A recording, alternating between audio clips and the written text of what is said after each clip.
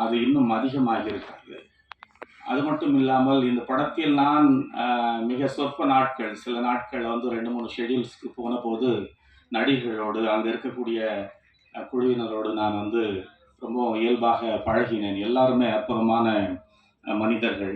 குறிப்பாக இங்கே வந்து லாபியில் உள்ளே உட்கார்ந்துட்டு இருந்தபோது விக்ரம் சார் வந்துட்டு சந்தோஷமா அப்படின்னு கேட்டார்.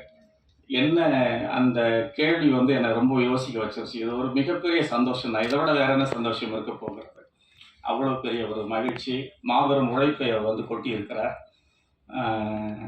உண்மையிலேயே அனைவருக்கும் என்னுடைய மனதின் ஆழத்திலிருந்து நன்றியை நான் தெரிவித்துக் கொள்ள விரும்புகிறேன். முக்கியமாக திரு ஞானவேல் ராஜா, தனஞ்சயன் அவர்கள், அது மட்டுமின்றி என்னோடு எப்பொழுதுமே கூடவே இருந்த அன்புக்குரிய தம்பி தமிழ் பிரபா, அப்புறம் என்னோட தொலைபேசியில் எப்பொழுதுமே தொடர்பிலேயே இருந்து கொண்டிருந்த டயலாக்ஸ் சம்பந்தமாக இந்த வார்த்தையை எப்படி உச்சரிக்கலாம், இங்கே என்ன போடலாம் அப்படின்னு சொல்லி சில நேரங்களில் கேட்பாங்க. அன்பு அசிஸ்டன்ட் டைரக்டர் அன்பு, அதே போல் விடுதலை சிறப்பி, அப்புறம் அன்புக்குரிய மற்ற தம்பிகள், மிக முக்கியமாக சஞ்சய், இப்படி எல்லாரையுமே நான் சொல்லலாம். எல்லோருக்குமே நன்றி. இந்த படத்தை நீங்கள் தான் வந்து தூக்கி சுமந்திருக்கிறீங்க, இங்கே இருக்கக்கூடிய ஊடக நண்பர்கள். இதை இன்னும் அதிகமாக நீங்கள் பரவலாக்க வேண்டும், இன்னும் இதை வந்து பெரிய அளவில் வெற்றி பெற வைக்க வேண்டும் என்று கேட்டுக்கொள்கிறேன். இந்த அற்புதமான நினைவுகளோடு உங்களிடமிருந்து விடைபெறுகிறேன். நன்றி. Thank you sir. அடுத்தபடியாக தமிழ் பிரபாகரனை அழைக்கிறேன். நான் அந்த பர்டிகுலர் டைம்லையும் கேட்ட டைலக்டும் அந்த உச்சரிப்பையும் அவங்க தான் பார்த்து ஒர்க் பண்ணி கொடுத்துருக்காங்க. ப்ளீஸ். ஊடக நண்பர்களுக்கும் மேடையில் அமைந்திருக்கும். குறிப்பாக தங்கலாண்டில் வந்து நான் ஒரு வேர்ஷன் எழுதும்போது எனக்கு வந்து இந்த தங்கலாண்டோட கிராமத்தில் வந்து கிணத்துக்காக பள்ளம் தோண்டும் போது ஒரு சின்ன புத்தர் சிலை கிடைக்கும் அப்படிங்கிற மாதிரி எழுதியிருந்தேன். அது அவர்கிட்ட சொல்லும்போது ரொம்ப சந்தோஷப்பட்டார். ஐடியாவே பயங்கர இன்ட்ரெஸ்டிங்காக இருக்குங்க. ஆனால் அதை அவர் மாற்றின விதம் வந்து தங்கலானுக்கு அந்த சிலை கிடைக்க வர அந்த சிலை வந்து காடையன் இருக்கும்போதே அந்த சிலை அங்கே இருக்கட்டும், தங்கலான் அந்த சிலையை கண்டுபிடிக்கணும் அப்படின்னு சொல்லும்போது ஒட்டுமொத்த கதையுடைய டைனமிக்ஸே வந்து மாறிடுச்சு. அது அந்த படத்துடைய மெட்டாஃபரிக்கெலாம் வந்து அது மாறிடுச்சு. ஒரு திரைக்கதைக்குள்ள ஒரு எலிமெண்ட்ஸை, ஒரு ஆப்ஜெக்ட் எப்படி பயன்படுத்தணுங்கிறது ரஞ்சித் எப்போதுமே எனக்கு வந்து மாஸ்டர் தான். ஸோ திரும்ப நான் அவர்கிட்ட வந்து கற்றுக்க தான் வந்து விரும்புகிறேன். குறிப்பாக இந்த சாப்பாட்டா படத்தில் வந்து பார்த்தீங்கன்னா நான் எழுதுறது மட்டும் இல்லாமல் அந்த படம் முழுக்க அவரோட வந்து நான் பணிபுரிஞ்சு வேலை செஞ்சேன். அந்த படம் கொடுத்த ஒரு அங்கீகாரம் தொடர்ந்து நிறைய படங்கள் வந்ததால் என்னால் இந்த படத்தில் அந்தளவுக்கு ஷூட்டிங் ஸ்பாட்டெல்லாம் வேலை செய்ய முடியாமல் போச்சு. அப்படி இருந்த சில நேரங்களில் நான் வந்து ஷூட்டிங் ஸ்பாட்டுக்கு வரும்போது எனக்கு ரொம்ப ஒரு ஏன் மனிதர்கள் வந்து ஒரு படம் வெற்றி அடையும், அதுக்கு இவ்வளோ கடினமான வழியை தேர்ந்தெடுக்கணும் அப்படின்னு எனக்கு தோணும் பொழுது தோணிட்டே இருந்தது. இங்கே இருக்கிற திரைக்கலைஞர்கள் அவ்வளோ அதுக்கு எஃபர்ட் போடும்போது இப்போ திரும்ப எனக்கு ஒன்று தான் தோணுச்சு, ஏதோ ஒரு வகையில் பார்வையாளர்கள் நம்ம அடுத்த கட்டத்தை நகர்த்தி கொண்டு போயிட முடியுமா தன்னுடைய கலையின் வழியாக. அப்படித்தான் இந்த நடிகர்களும் இயக்குனரும் இந்த கதையை தேர்ந்தெடுத்தது அப்படி தான் வந்து நான் வந்து பார்க்குறேன். ஏன் இன்னைக்கு இருக்க ட்ரெண்ட் படி ஒரு படத்தை எடுத்துகிட்டு ஏன் போகக்கூடாது, ஏன் ஒரு ஹீரோ அந்த கதையை சூஸ் பண்ணக்கூடாது, ஒரு எலிவேட் பண்ணணும் ஆடியன்ஸ் த்ரூ த ஆர்ட் மூலமானு சொல்லிட்டு அவங்க பண்ணாங்க. அது சக்ஸஸ்ஃபுல்லாக பண்ணியிருக்காங்க. அது சாட்சி தான் இந்த மேடை.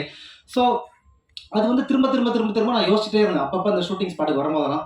குறிப்பாக எனக்கு விக்ரம் சார், நான் அந்த மேடையில் சொன்னேன், அவர் அப்போ இல்லை சார். நான் சினிமாவில் போய் பார்த்த முதல் படம் கேஷ்னோ தேட்டரில் மீரா படம் பார்த்தேன் நான் ஆக்சுவலாக. ஸோ அதுக்கப்புறம் ஏதோ ஒரு சின்ன பையன் முதல் முறை பார்த்த சினிமா மீரா. அதுக்கப்புறம் திரும்ப வந்து எனக்கு அவரோட நல்ல ஒரு ஞாபகம் இருக்குது. ராவணன் படத்துக்கு வந்து பிகைன் ரூட்ஸில் வந்து ஒரு கூட்டம் வச்சாங்க. நீங்கள் வந்து சியான் சார் சந்திச்சு நீங்கள் வந்து பேசலாம், உங்களுடைய கருத்துக்களை சொல்லலாம்னு சொல்லிட்டு. ஸோ எல்லாரும் தங்களுடைய கருத்துக்கள்லாம் சொன்னாங்க. நான் கொஞ்சம் அந்த படத்தை பற்றி அப்படி இப்படின்னு சொன்னேன். ஸோ எல்லாரும் ஃபோட்டோ எடுக்கும்போது எனக்கு கிட்ட போகிறதே கொஞ்சம் அப்படியே தயக்கமாக இருந்தது. அவர் தோல் மேலே கை போட்டு என்ன பண்ணுறீங்க அப்படின்னு கேட்டார். சார் ஒரு பிபிஓ நைட் ஷூட் வேலை செய்கிறேன் சார், நீங்கள் இருக்க வேண்டிய சினிமா தான் சொன்னார். ஆக்சுவலாக எப்பவுமே ஞாபகம் இருக்கு எனக்கு. ரொம்ப நன்றி சார். அந்த ஃபோட்டோ என்னோட ஃபேஸ்புக்லேயுமே ஆக்சுவலாக இருக்குது, அவரோட நான் எடுத்த ஃபோட்டோ.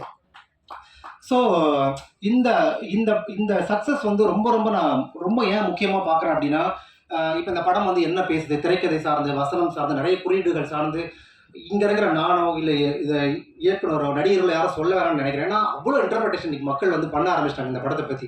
அவங்க வந்து இந்த படத்தை பற்றி புரிஞ்சிக்க ஆரம்பிக்கிறாங்க. அப்போ இந்த படத்தை பற்றி நாங்கள் நிறையா பேசுகிறத விட அவங்க வந்து சொல்கிறது வழியாகத்தான் பல்வேறு பரிமாணங்கள் இந்த படத்துக்கு கிடைக்கும்னு நினைக்கிறேன். ஆனால் ஒரே ஒரு விஷயம் மட்டும் நான் வந்து இந்த மேடையில் சொல்லணும்னு நினைக்கிறேன். ஏன்னா இந்த படம் ரஞ்சித் வந்து ஒரு ஏன் கேம் சேஞ்சர் நம்ம சொல்கிறோம், ஏன் வந்து ஒரு பாத் பிரேக்கர் அப்படின்னு சொல்கிறோன்னா, இந்த படம் அதுக்கு மிக முக்கியமான காரணமாக நான் பார்க்குறேன். ஏனென்றால் புராண இதிகாசங்களை, குறிப்பாக இந்து மத புராணங்களை வந்து த்ரூ த ஆர்ட் வந்து இன்டர்பிரட் பண்ணுவாங்க.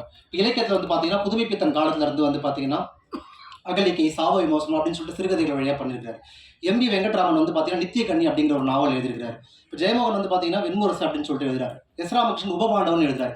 இது எல்லாமே அவங்களாம் என்ன பண்ணுறாங்கன்னா இந்து மதத்தினுடைய ஒரு ஒரு எபிக்னஸ் வந்து இன்டர்பிரட் பண்ணுறாங்க. அந்த மதத்தை ஏதோ ஒரு வகையில் ஆர்ட் வழியாக அவங்க கொண்டு வந்துட்டே இருக்காங்க.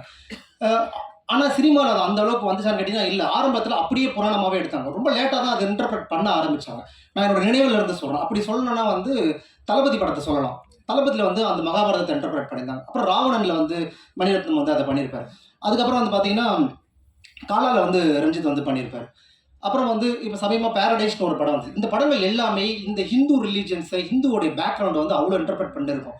ஆனால் முதல் முறையாக இந்திய சினிமாவிலே ஒரு பௌத்தத்தை இன்டர்பிரட் பண்ண படம் தங்கலான். ஸோ அந்த வகையில் it's very unique and Epic movie in Tamil cinema. So அந்த படத்தில் நானும் ஏதோ ஒரு வகையில் ரஞ்சித் அவர்கள் உதவி செஞ்சுருக்கிறேன் அப்படின்னு நினைக்கும் பொழுதும் இந்த வெற்றியை உங்களோட பகிர்ந்துக்கணும்னு நினைக்கும் போதும் ரொம்ப மகிழ்ச்சியாக இருக்குது. மேடையில் இருக்க திரைக்கலைஞர்களுக்கு எல்லாருக்கும் என்னுடைய வாழ்த்துக்களை தெரிவித்து